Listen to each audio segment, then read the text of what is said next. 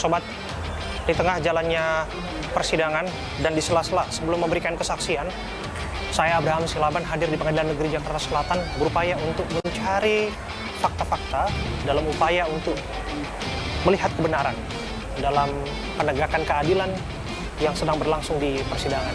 Dan saya buka untuk Sobat Abraham Silaban semua, saya mendapatkan wawancara secara eksklusif dengan tersangka utama kasus penganiayaan David Ozora, Mario Dandi Satrio.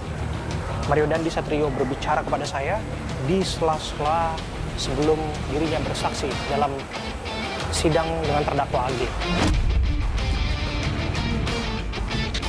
Tak hanya tersangka Mario, saya Abraham Silaban juga mendapatkan wawancara eksklusif dengan Shane Lucas Rotua yang menyampaikan penyesalannya melalui saya untuk disampaikan kepada publik dan keluarga David Ozora. Saya akan putarkan kepada Sobat Abraham Silaban yang menyaksikan tayangan ini, karena bagaimanapun upaya ini kami lakukan dengan berhati-hati sebagaimana bentuk komitmen kami dalam mencari fakta dan untuk melihat kebenaran secara utuh.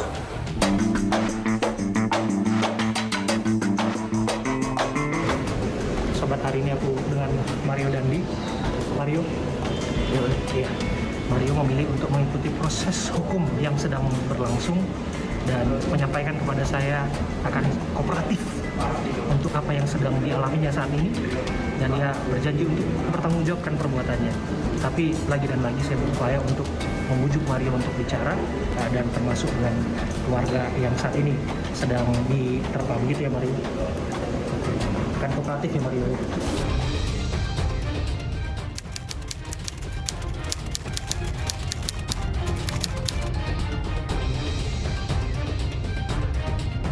Sebentar, jadi ada kamu mau ngobrol baik-baik sama dia gitu?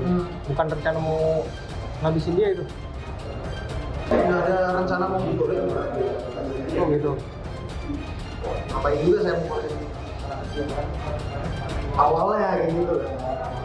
Ternyata dia nggak datang, nggak mau malah. Kalau misalnya saya mau ngobrolin dari awal, ngapain saya harus ngajak dia ke tempat kopi gitu, ngapain? Oh, awalnya memang jadi Mario itu sempat ajak dia ketemu di tempat kopi. Iya. Setelah itu Saya udah lupa sama David. Sampai tanggal 20 saya iseng sama Agnesnya. Zanda saya itu sih. Ngobrol sama Agnes. Kartu pelajaran aku masih di dia, kartu pelajarannya masih ada di situ. Langsung saya bisa ketemu ngobrol. Saya udah bilang juga ke Sen sama ke Agnes, saya bilang saya mau ngobrol gitu. terus Makanya nggak heran kalau dia bilang saya nggak tahu apa-apa. Kita nggak ada yang tahu, bahkan saya sendiri nggak tahu. iya, berarti waktu itu si Shane sama sekali nggak tahu dan sempat nolak waktu itu, bener untuk ngajak ketemu ya? Nolaknya itu bukan nolak itu. Nolak halus lah ya. Nolaknya karena motornya rusak, terus TJ-nya habis sama. Lu suruh ongkosin, lu nggak mau dia ya? Iya, dia nggak Lu mau. berarti lu jemput dia? Udah lu gue jemput aja ya. Udah jemput gue aja. Memang bener dia nggak tahu apa, nggak tahu mau nggak tahu. Aku saja nggak tahu. Saya juga nggak tahu. Sah-sah saja, Mario Dandi membela diri dengan mengatakan kepada saya tak berencana menganiaya David Ozora.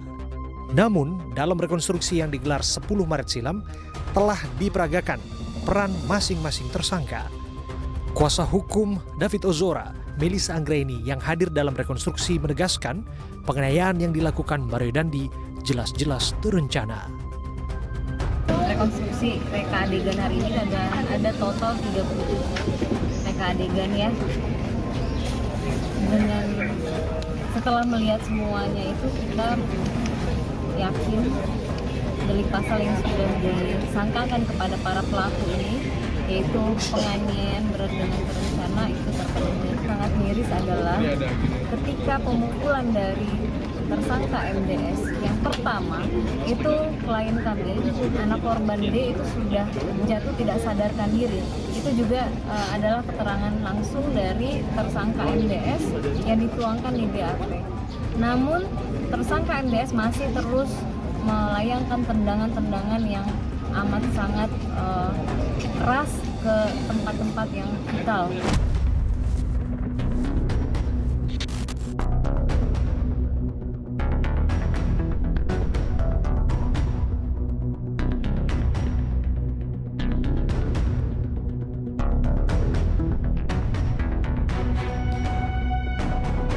Kawan-kawan, hari ini eksklusif saya bersama dengan Shane, dan Shane akan bersaksi di persidangan AG sebagai terdakwa.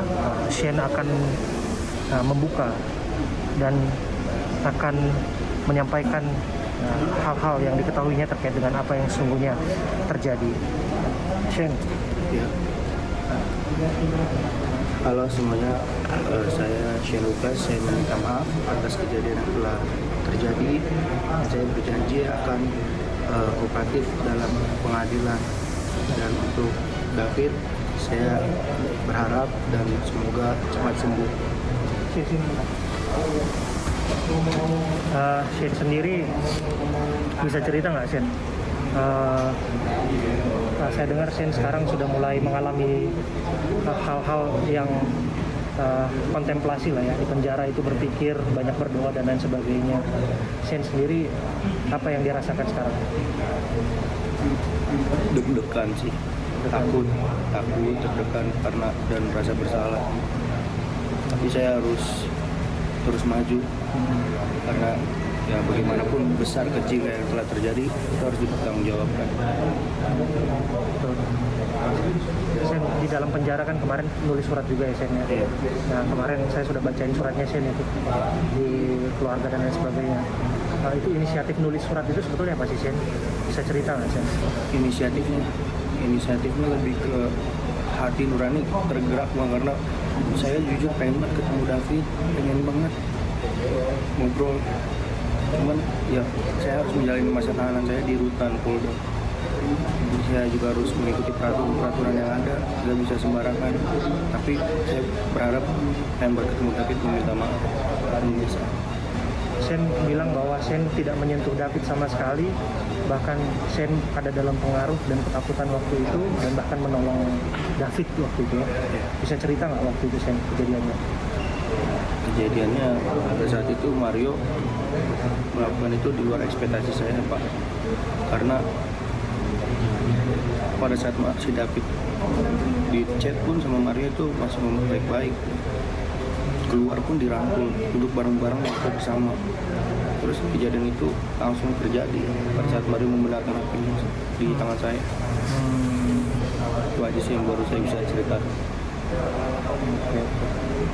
Ya. Shane bilang akan membuka semuanya di pengadilan. Shane sendiri inisiatif dan tergerak untuk membuka semuanya di pengadilan, itu apa yang akan dibuka, Shane? Kejujuran dan lain sebagainya? Ya, kejujuran paling nomor satu sih. Shane sekarang kan papanya sekarang kasihan tuh, Shane. Harus jalan-jalan terus tiap hari ke Polda, ke rutan untuk jenguk Shane. Shane sendiri ke papa apa yang ingin disampaikan? Ke papa, jaga kesehatan, jangan terlalu dipikirin, biar adik aja yang nanggung. Karena kan ayah juga tinggal di rumah, mama udah nggak ada. Ya. Terus pokoknya intinya jangan pikiran deh, jangan bawa pikiran, tenang aja. Karena saya masih banyak teman-teman, masih banyak keluarga di dalam penjara situ yang menghibur saya. Jadi gimana pun kita jangan sampai ayah itu jadi karena pikiran jadi sakit gitu. Itu yang menghambat saya juga nanti jadi saya kepikiran. Tuhan juga saya mohon kepada Tuhan agar melindungi orang-orang yang sekitar ayah, orang-orang yang sekitar saya. Shane, kalau Shane bisa bicara sekarang sama David, sekarang kan David dalam proses penyembuhan, Iya. dan keluarganya juga sudah tahu sebetulnya suratnya Shane, tapi mereka sebetulnya ya belum terbuka lah terhadap surat itu. Shane, apa yang saya disampaikan bentuk dukungan kepada David, saya minta maaf ya atas kejadian yang telah terjadi. Semoga David cepat sembuh dan cepat sehat, cepat bisa beraktivitas kembali dan ke keluarga besar, papa mama David. Saya juga minta maaf ya, dan mohon maaf sebesar-besarnya. ini terakhir nih Sen dituduh jadi provokator dalam semua rangkaian penganiayaan ini. Benar nggak? Pernah nggak sama sekali Sen berniat untuk memprovokasi, untuk mengadu domba antara Mario Dandi dan David untuk Mario melakukan penganiayaan terhadap David? Nggak pernah sama sekali. Nggak ada niatan buat sama sekali memprovokator. Nggak ada upaya bersama-sama janjian untuk habisin ini? Nggak ada, karena saya pun udah nyentuh korban dan nggak mau nyentuh pada saat itu. Saya berada di bawah tekanan yang saya takut pada saat itu. Bingung mau kayak gimana. Tapi kenapa waktu itu Shane berupaya untuk menghentikan perekaman dan menolong David waktu itu? Ya, karena ini udah berlebihan. Saya pikir seperti itu. Dan saya kayak gimana ya Pak jelasnya di momen itu. Udah takut lah, udah kok jadi kayak begini. Makanya saya langsung, hati saya tergerak, saya lempar haknya Kapres, saya lari ke nama Mario, saya dorong. Sebentar, Shane mendorong Mario waktu itu? Iya, saya menahan begini. Udah lu diem gitu. Yang diem. Iya. Mendatangi. Iya. Menghalau. Jadi ada Shane menghalau Mario waktu itu ya? Ada. Betul waktu itu Shane menggotong David waktu itu? Iya. Karena pada saat itu kan orang tua teman David datang. Mario masih marah dan masih membentak orang tua teman David. Saya suruh diam, ini bukan urusan Mario lagi. Karena si David udah terkapar. Saya waktu itu memegang di bagian kepala dan punggung. Cuman karena saya takut darah, jadi saya mengatakan kepada security, Bapak megang kepalanya dan saya menggotong kakinya. Dan saya masuk ke mobil, seperti ini. Saya menggotong dari luar sampai ke dalam mobil. Saya bangku. Jadi yang memangku itu Shane dibantu sama security? Dua security Dan Shane masukin ke dalam mobil. Dan itu sesuai dengan rekonstruksi? Iya, sesuai. Waktu rekonstruksi itu dilakukan juga? Dilakukan. Nah waktu itu ketika David sudah ditolong, Shane sempat marah nggak waktu itu sama Mario? Nggak marah sih, cuma takut aja ini gimana gitu. Saya bingung, cuman Mario bilang udah tenang, lu diem aja, tenang aja gitu. Tenang, bisa tenang disuruh Mario. Saya dari terakhir nih Shane sempat katanya nolak 3 kali waktu itu untuk diajak bertemu Mario waktu itu. Motornya rusak, saldo imaninya habis, sama waktu itu disuruh naik ojek, nggak mau. Betul ya? Dan waktu itu diajaknya ke Lebak Bulus. Iya, ke Lebak Bulus. Oke, thank you ya Shane ya. Terima kasih sekali lagi ya Shane ya. Shane, ini hanya pertama kali kita dapatkan sobat saya Abraham Silaban bersama dengan Shane saat ini bersama dengan kuasanya. Ya, kita memberikan kekuatan, semangat ke Shane, kita kehadiran kita supaya dia Shane itu menyatakan apa yang diketahui dalam permasalahan ini supaya menjadi terang. Kalau dia memang tidak mengetahui, dia juga supaya tidak mengatakan tidak mengetahui. Oke, siap. Jadi akan kooperatif ya nanti Shane ya, Pak Happy ya? Betul. Oke, kita akan lihat apa yang akan disampaikan Shane nanti ya. Betul. Oke, kita ikutin terus jalan kasusnya. Saya Abraham Silaban, eksklusif untuk kawan-kawan Happy Plus. Saya Shane Lucas, saya meminta maaf dan saya menyesal atas apa yang telah terjadi, dan saya berjanji akan terang-terangan membuka kasus ini dan kooperatif di dalam pengadilan. Sumber informasi dari awal kan dari APH. Kenapa bisa terjadi penganiayaan? Karena dari APH.